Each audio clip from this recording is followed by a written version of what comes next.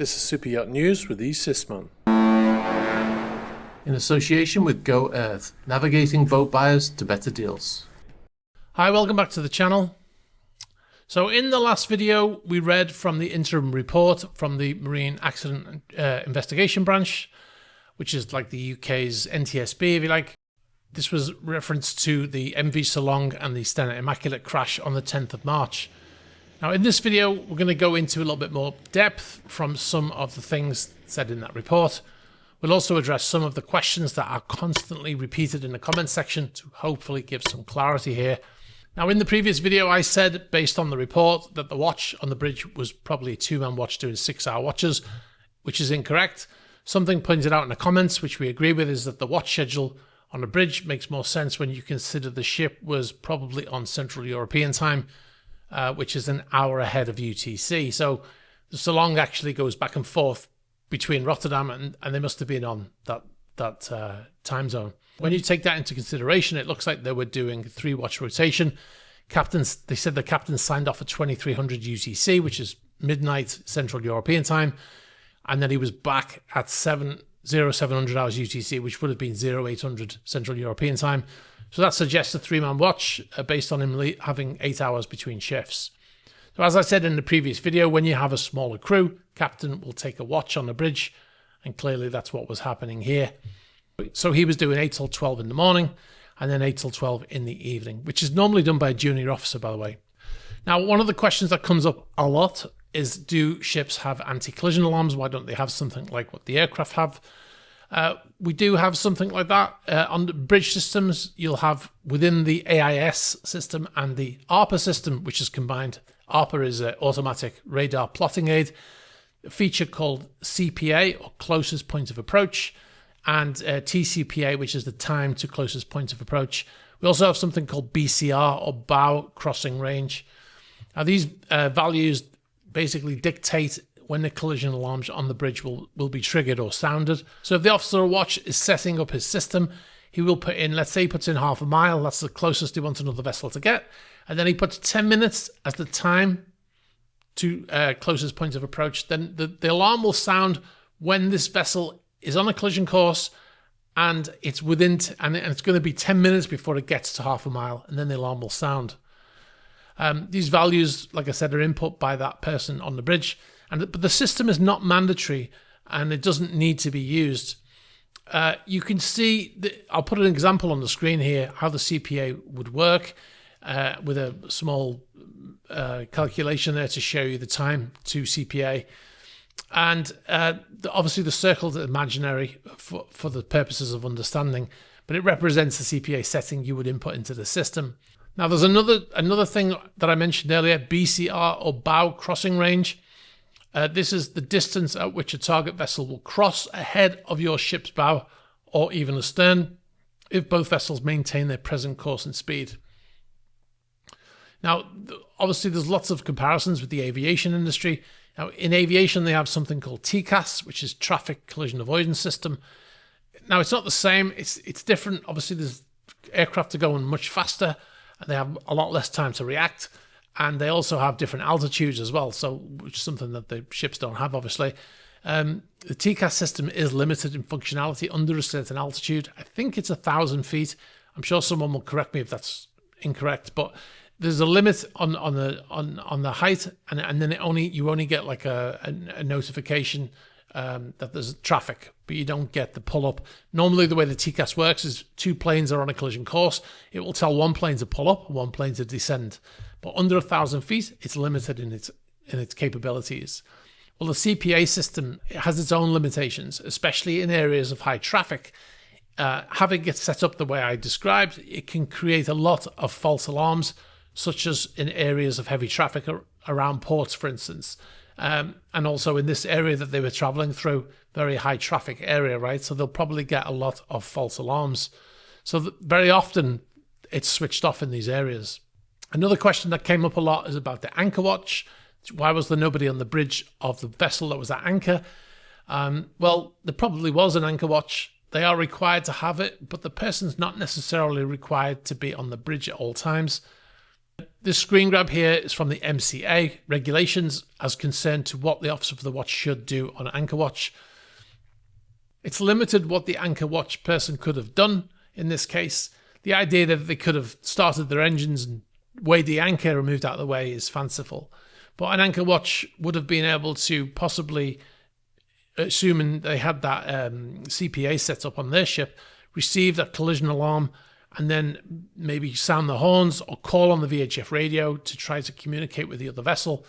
Although in this case, we know that the other vessel was likely had nobody at the wheel or nobody on watch, right? There was somebody had either was distracted or they'd left the bridge completely. Now, if they'd been distracted by their phone or they were on a computer or something and they heard a horn or they heard a call on the radio, it's possible that they might have, averted this collision.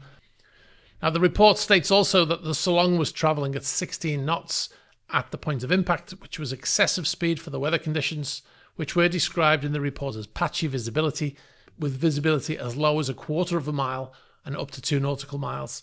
So this should have caused the vessel to slow down, and they should have had a second person on the bridge. Now, as mentioned before, the container ship was regularly doing this trip between Scotland and Rotterdam, so they did this route frequently. As you can see from past AIS tracks taken from the last couple of months, you can see that the vessel had deviated from that course in the area of the anchorage, most likely because of traffic back in the previous in those times. It's also moved to starboard in those deviations, which is normally the procedure. If another vessel's crossing your path, then you go around it to the starboard side. Now, another thing that it was in the report, VTS Humber, which is Vessel Traffic Services, they advised the Stena Immaculate to proceed to anchor at a position 5 miles to the north of the Humber light float and 2 miles clear of any pipeline. Now, Stena Immaculate's master manoeuvred the vessel as directed, very important, to that position of ABP's Humber's area of responsibility. The report states the anchorage was north of their area of responsibility, meaning they were using it. They were using that area, although it wasn't. It's actually outside of the area that they're responsible for. We can see the Humber area, and we can select the Humber light float. It shows you right here where it is, and this is the vehicle separation scheme for the Humber area. You can see inbound, outbound. You can also see here, it says DW. This is the deep water anchorage for the Humber area. And the Humber VTS told the Stena Immaculate to go and anchor 5 miles north of the Humber life float. And you can see Stena Immaculate, you can see Stena Immaculate is there. I've got a chart here. I'll put it on screen. This is from the VTS Humber's own website, and I've overlaid it onto an AIS thing so you can see that where the area ends. Now, the VTS does have a deep water anchorage. This is what I don't understand why they never used that. Obviously, we'll wait for the report to find out why that wasn't used in this case. But if we look here on this AIS chart, like I just mentioned, we can see there's the Humber light float, and we can see where Stena Immaculate is anchored. Now, in the last video, I spoke about this one sentence from the report that said neither Solong nor Stena Immaculate had a dedicated lookout on the bridge. The lookout they're referring to is a second person, a watchkeeper or a watchstander, depending on where you're from, they can be called. You'll usually have a second person standing watch alongside the officer of the watch, and they're dedicated lookout. In other words, they're standing there, pair of binoculars, and they're just looking out the windows to help. And especially in an area where there's low visibility, that person should have definitely been there, even if they weren't there all of the time. Now, in this case, neither vessel had that second person. Now, they've yet to say what the captain was doing or where he was on the Solong at the time of the impact, whether he was on the bridge or he was sat at a computer or doing admin in his cabin. In almost all circumstances, the captain's cabin is just off the bridge. And they usually have an office in there, a desk, where they do admin and stuff. Now, he might have just said, I'm just going to pop into my office, which is not allowed, by the way. But he might have I'm just going to go into my office and send an email while he's at sea, right? I'm not saying that's right, or, I'm just saying this is a possibility of what may have happened, because his cabin is so close Also, very often on the radio station, there's a computer there as well, and he might have been sat at that computer, so not looking out the window, not looking at his conning station and his radar and stuff, and typing a message. So depending on what he was doing, but anyway, regardless, due to the weather conditions, he should have had that second person as well as a lookout on the bridge. If he'd had that second person, even if he'd been doing that, then we may have been in a different place right now. I'll put something on the screen here. This is from the MCA, the Maritime Coast Guard Agency, MGN 315, keeping a safe navigational watch on merchant vessels. Some of the things it says here: in no circumstances leave the bridge until properly relieved by an appropriate officer. Not undertake any other duties that would interfere or compromise with the keeping of a safe navigational watch, like I just described, to sending emails, or being on your phone or whatever. Ensure there are no distractions caused by the use of domestic radios, cassettes. You can see this hasn't been updated for a while. CD players, personal computers, television sets, and mobile phones, etc. Have available at all times the services of a qualified helmsman.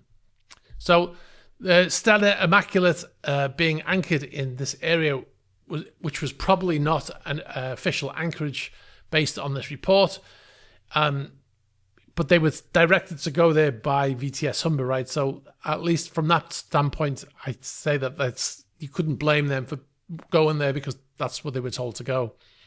Having said all of this, regardless of who was on the bridge of the Stella Immaculate, if the officer of the watch on the Salong had been doing his job, then this incident would never have happened.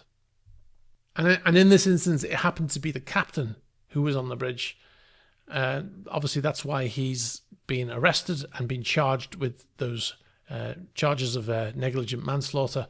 Because remember, somebody died as a result of what happened here.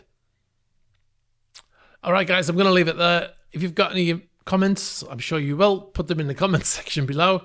If you've got any information to further this, please be sure to get in touch. You can get us in the email address and the ticker, and you know where to get a hold of us at this point.